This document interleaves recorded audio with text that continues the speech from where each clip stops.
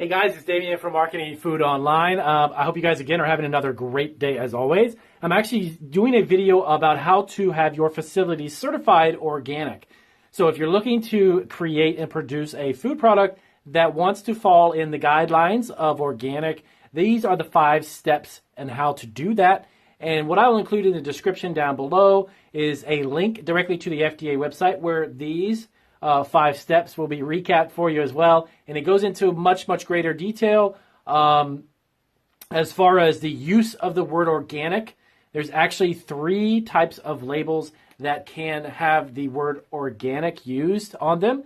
And there are some variables based upon the quantity of the actual organic ingredient that is going to be used in the product. And it's based on that quantity. But these 5 steps, which are kind of hard to probably read, but I'm going to recap them anyways. They will show you the general, the basics of how to get your facility certified, okay? So how to become certified organic. If you are a farm or a business, those are the 2 types of entities that have the ability to be certified. So if you have maybe you have a farm, you don't necessarily have a business per se, but of course a farm can be constituted as a business. A farm or business will adopt the organic practices selected by the USDA that are accredited by a certified agent. Here's how it works. You have to find a certified agent within your area or state. Some states don't necessarily have one, but they have one close to them. There is a list, and again, that will be on the link down below to the FDA website. There is a list of certified agents, and how it works is that you're going to get a handful of information in regards to the practices, the rules on how to create organic food products, and you need to abide by them. You need to get your facility in line with those practices, and then the certifying agent, certifying agent will have an inspector come out and check your facility. Now, the one thing that you have to understand is that there are fees involved with getting that certified agent, and it varies depending on the office that you contact or whomever you may contact. Those offices charge fees based upon what they want to do, but they are approved by, they are approved by the USDA, and those are the ones that they use for these types of inspections and signing off on the certificate that will make your facility legitimately an organic food producing facility. Okay.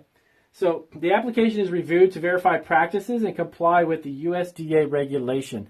So what happens is the certifying agent will review the application, and then what they will do is get that inspector to conduct an on-site inspection of the applicant's operation. Now the inspector will come to your facility and they will look at a checklist, and of course that information will be in the link, the checklist of what they are expecting your facility to follow and abide by in order for you to produce an actual organic food product, because there are steps and processes that they will look for. And once that inspector finishes that, the certifying agent, I have a little bit of a tickle in my throat today.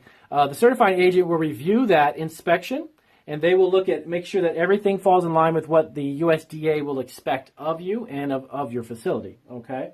So the certifying agent will review the application and the inspector's report, and to make sure that it complies with the USDA, okay? So the certifying agent is the one that kind of reviews the inspection and then brings in the guidelines based on what the USDA is expecting. Those 2 things come together and everything checks off good, then they will give you a certificate.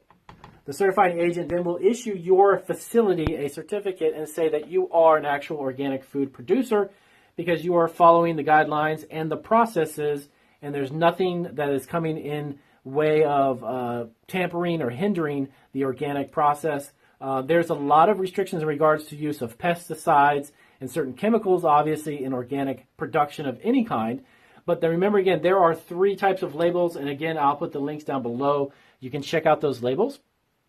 And what it is how you actually use the word organic and what constitutes an organic product as far as how much of it is actually organic. Because believe it or not, there are some processes that can include non-organic ingredients, and it can still be labeled as either with ingredients that are organic or that includes ingredients that are organic. And then you've got the actual organic 100%. Everything that's involved with it is organic, and that has the little logo that you see that is put out by the USDA. So one last thing, just to let you know, and you'll see this in the link, and I'll put that in my computer when I download the video. I'll put it in the description. I'm sorry.